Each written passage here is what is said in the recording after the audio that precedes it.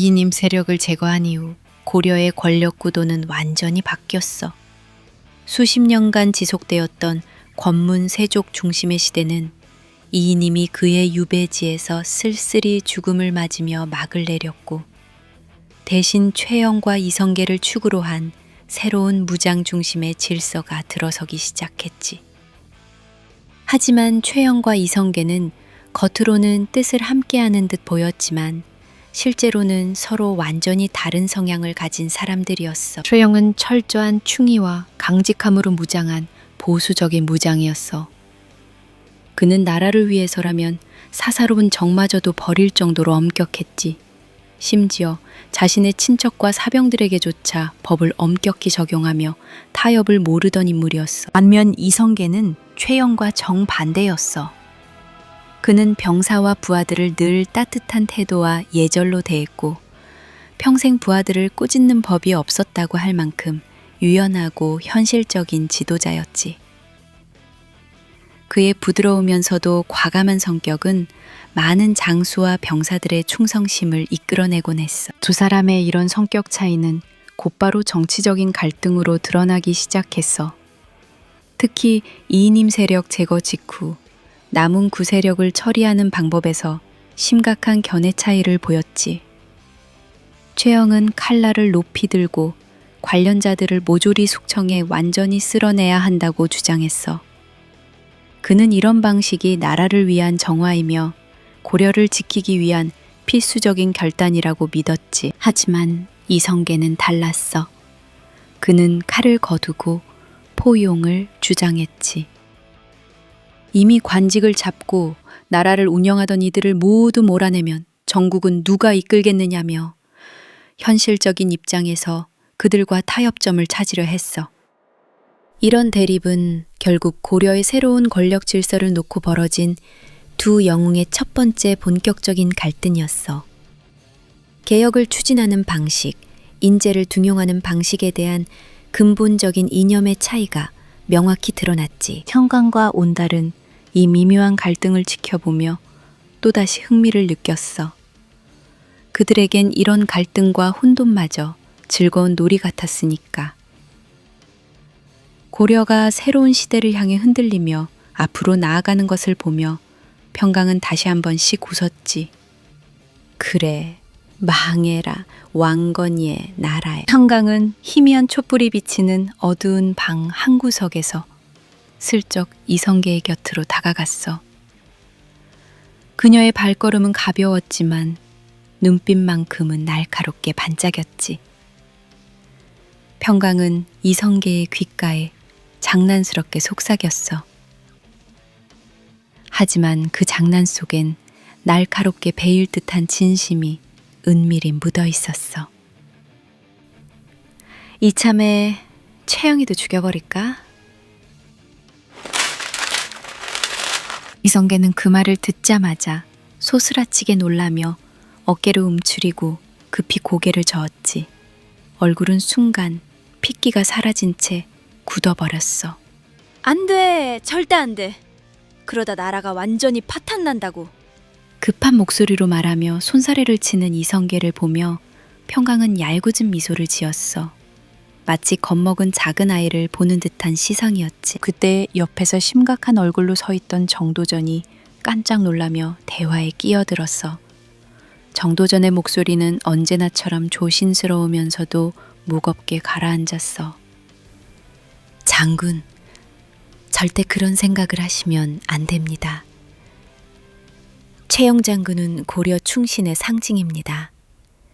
그런 분을 함부로 처리하면 대의 명분이 무너져 나라 전체가 혼란에 빠질 수밖에 없습니다. 정도전의 긴 설교가 또 시작되려는 걸 눈치챈 평강은 귀를 막으며 얼굴을 찌푸렸어.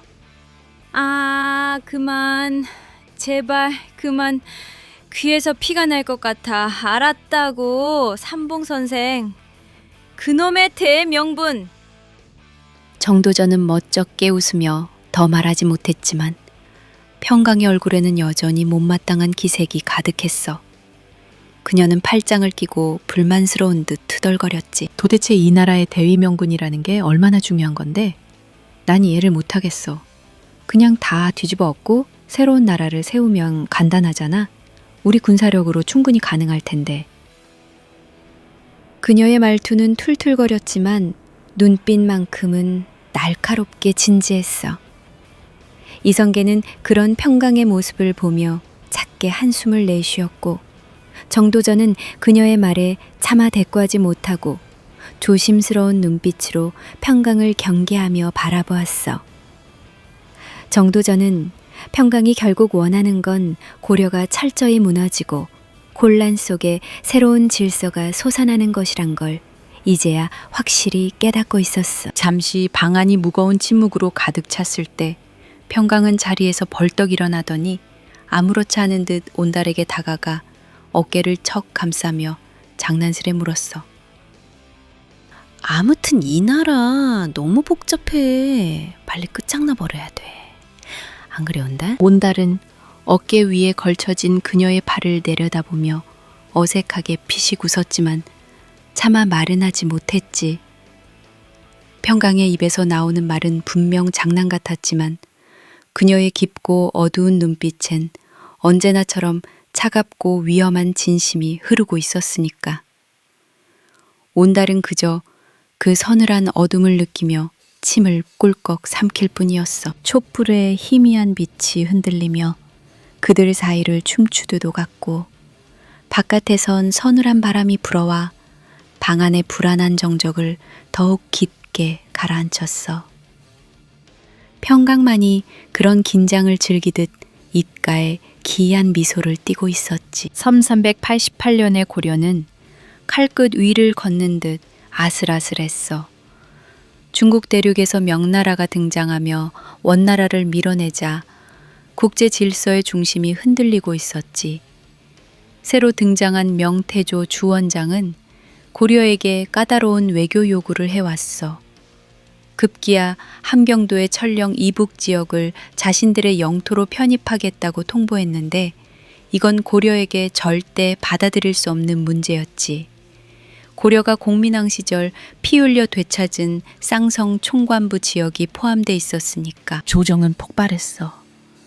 이성계와 최영의 갈등도 극명하게 드러났지. 이성계와 급진 개혁파 신진사대부들은 명과 외교적으로 타협해 안정적인 관계를 유지하자는 입장이었어. 성리학적 질서와 현실적 국제정세를 따져 고려의 생존과 번영을 도모해야 한다고 본 거지. 반면 최영과 보수파는 명의 횡포에 분개했어. 그는 고려는 고구려의 후계국이며 옛 만주의 땅을 되찾아야 한다고 주장하며 강력한 북벌론을 내세웠지. 그는 심지어 몽골의 북원 세력과 손을 잡고 명을 공격하자는 계획까지 세웠어. 그런데 막상 전쟁을 치르자는 최영이 선택한 사령관은 하필 이성계였지. 평강은 이 소식을 듣고 어이가 없다는 듯 이성계 앞에서 큰 소리로 떠들었어. 시발, 그렇게 자주국가가 좋으면 지가 직접 나가서 싸우면 되지. 왜 성계 너 보고 가라는 거야? 결국 너 전력 약화시키려고 하는 거 아니야? 온달도 평강 옆에서 고개를 끄덕이며 투덜거렸지. 진짜 웃긴 놈이네.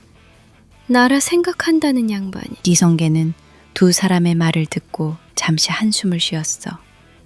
그의 표정은 복잡했지만 결국 그는 군을 이끌 준비를 시작했지.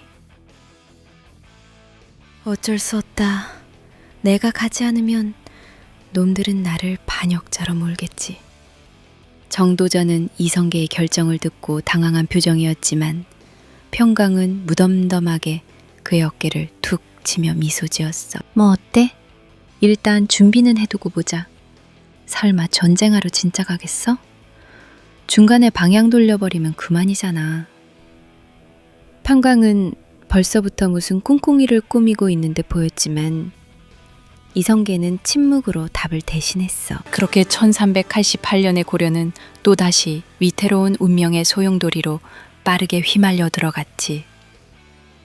최영의 명령으로 이성계가 출정 준비를 하며 이제 이 싸움이 어디로 흘러갈지 아무도 알 수 없었지만 평강은 이 모든 게 결국 왕건이 나라를 끝장낼 계기가 될 거라고 속으로만 웃고 있었어. 정벌군의 출정이 최종 결정됐다는 소식이 평양으로부터 날아왔어.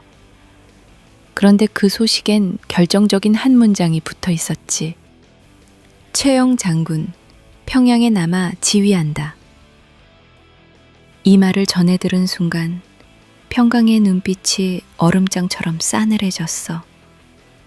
그녀는 품속에 있던 작은 칼을 꺼내들고 날카롭게 나를 매기 시작했지. 그녀의 숨소리가 거칠어지더니 이내 분노를 담은 날카로운 목소리가 튀어나왔어. 내가 뭘 했어? 재영이 영감탱이는 결국 안 나갈 거라고 했잖아. 지는 안전하게 평양에 남아서 우리를 졸로 써먹겠다는 거지. 온달은 가슴 깊이 끓어오르는 불쾌함을 참지 못하고 주먹을 꽉 움켜쥐었어. 이를 악물고 내뱉듯 말했지. 그러게 말이야. 시발 이기면 좋은 거고 지면 우리 세력만 골로 가는 거잖아. 진짜 우리를 개졸로 보네. 평강은 잠시 말을 멈추고 차갑게 웃었어. 그 웃음 속엔 분노와 모멸감이 뒤엉켜 있었지.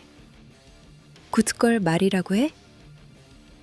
채영, 그놈은 처음부터 우리 힘을 다 빼놓고 나중에 다 먹겠다는 심보였겠지. 그 치사한 영감탱이, 나라를 구한다는 놈들이 하는 짓이 이래. 온달은 그런 평강의 냉소적 태도에 더욱 씁쓸해졌어. 이미 정벌군은 겉보기엔 전국에서 골고루 군대를 동원한 것 같았지만 실제론 최영과 이성계의 두 세력이 각자의 병력을 데리고 출정해 서로를 노려보는 형국이었지. 좌군은 조민수 장군이 이끌고 양광도, 경상도, 전라도에서 모은 병력이었고 우군은 이성계가 이끄는 동북면 병력과 자신의 친병으로 구성되어 있었지. 특히 이성계가 수십 년 동안 키워온 동북면 군대는 충성과 실력이 뛰어나 그들은 목숨조차 이성계를 위해 바칠 준비가 되어 있었어. 하지만 이 모든 것이 거대한 세력 싸움의 서막이라는 것을 모두가 알고 있었어. 평강은 가만히 앉아 있던 이성계에게 다가가 낮게 속삭였어.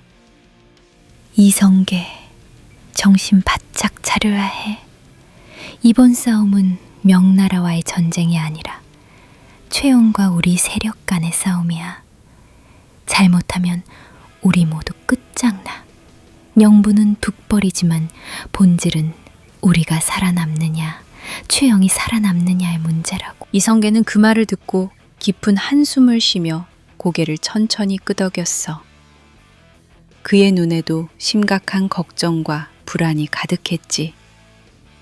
옆에 있던 온달은 말없이 칼집에서 칼을 꺼내 나를 점검하며 묵묵히 다가올 싸움의 무게를 견디고 있었어. 출정을 앞둔 군영에는 무거운 긴장감과 음산한 침묵만이 감돌았지. 병사들의 불안한 눈빛, 말들의 거친 숨소리, 날카로운 무기들의 쇳소리가 어우러지며 싸늘한 공기를 더욱 무겁게 짓눌렀어. 온달은 평강에게 조용히 말을 걸었지. 우리 진짜 이렇게 갈 거야? 이기면 최영이 다 가져가고 지면 우리가 다 잃는 이 전쟁을? 평강은 온달의 말에 아무 말 없이 씁쓸한 미소만 지었어. 그녀는 칼날을 빤히 바라보며 차갑게 중얼거렸지. 두고 봐, 온달. 진짜 전쟁은 아직 시작도 안 했어. 우린 아직 죽지 않았고 아직 패배하지도 않았어. 진짜 싸움은 최영 그 늙은이와의 싸움이지. 절대 지지 않아.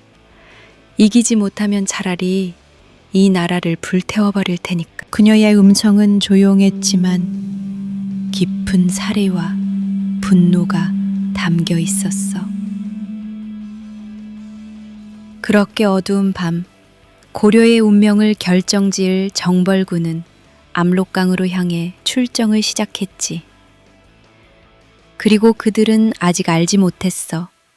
진정한 폭풍은 북쪽이 아니라 바로 그들 뒤에 남아있는 고려의 심장, 평양과 개성에서 부러울 거라는 걸.